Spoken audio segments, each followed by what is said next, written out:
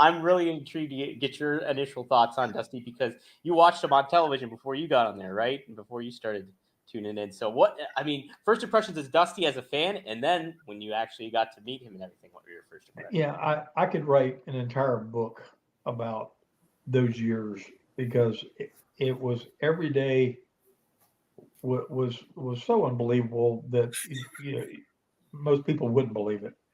I Dusty, Dusty and I, and Barry Windham, we were traveling back from, I think it was West Palm or somewhere, but we're cutting across out in the middle of nowhere, and we're always talking about these big dreams. We were going to go to get a place in Billings, Montana, and get a ranch out there. That when we retired, we'd all be able to go out there and go hunting. And we talked about like what. So we got to talking about jumping in freight cars one night.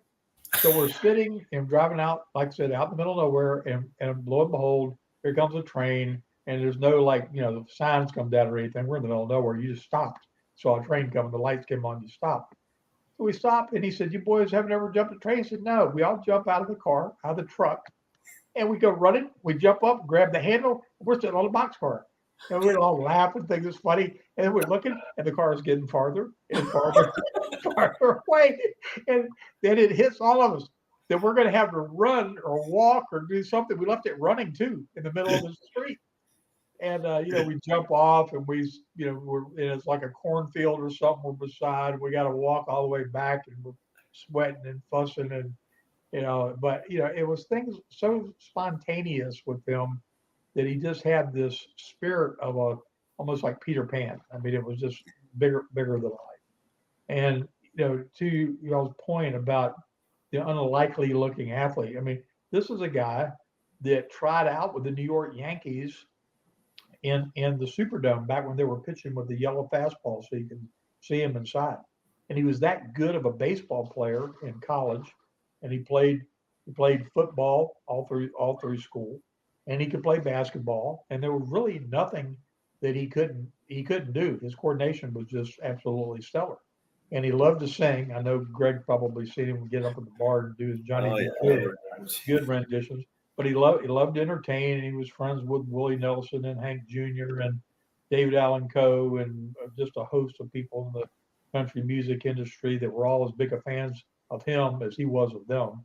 And got to spend a lot of time around a lot of neat people because of his personality and his bigger than life persona. When he walked in a room, it was electric, and it was like people. He was a big man. First of all, most people don't realize. I mean, but when he was going hard, he was about 320 pounds, and he could go, and he could go 60 minutes in the ring, and you don't move like that and do those kind of things for 60 minutes unless you got something in the tank, and he could do it. So, from a performer, he was, hands down, one of the best at storytelling. And from the creative standpoint, not only what he could envision for himself, but what he could envision for others. And that's where his and my ride, went on this linear path when I came to work for the Crockett's. And he just had, the biggest dreams for me and things that he wanted me to do, not only in the career, but we were already off to Hollywood in his mind. He'd written a full blown screenplay that he wanted to produce, so that he wanted me to star in. Yeah. And he had this adventures that I was going to go on, and I had a little mouse called Gus that was going to be animated and sit on my shoulder to be my conscience. He'd written this whole thing out and told me we'd talk about it at nighttime, and he's working on it and all this deal. And wrestling was just a thing to a thing to a thing. It was like he saw the world like Cecil B. DeMille's, and always tried to bring that across on the camera and things he did. I mean, the I Quit finish match deal was something that he saw himself playing out. It was a John Wayne move. It was finally beating the dastardly, heel villain you've been fighting for your entire career, and you beat him, and you wanted to kill him, but you let him live. And that's kind of the way he, related to me, and that's the story we told at the end of that match.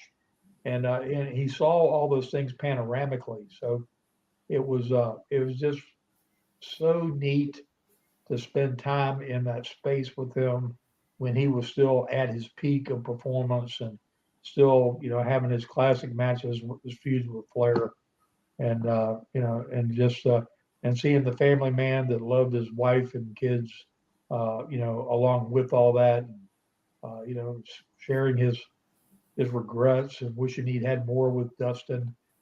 Dustin didn't get to spend great time with his dad until he was like 16 years old. He missed all that, and Dustin, I'm sure, had some envy towards Cody because Cody got to have dad the whole time and help coach him through school and football and all his athletic endeavors, and then go on to do what he did. So I saw the elements of the man behind the scene and those pains of realizing that you're not eternally youthful, and at some point in time you've got to hang it all up. But I remember Cody saying, he said, you think you're over and you think you're in a place, and then your dad comes out and he's just got a big old sloppy shirt on and the heels are coming to confront us, and your dad just takes his hat off and throws it at him and gets a bigger pop than anything that happens. And the whole night, he's still that over. And to be that, be that big, that over. I'm glad that they've recognized him the way they had, built that amazing statue to him, remember him in the tag team tournaments and things they do in his memory.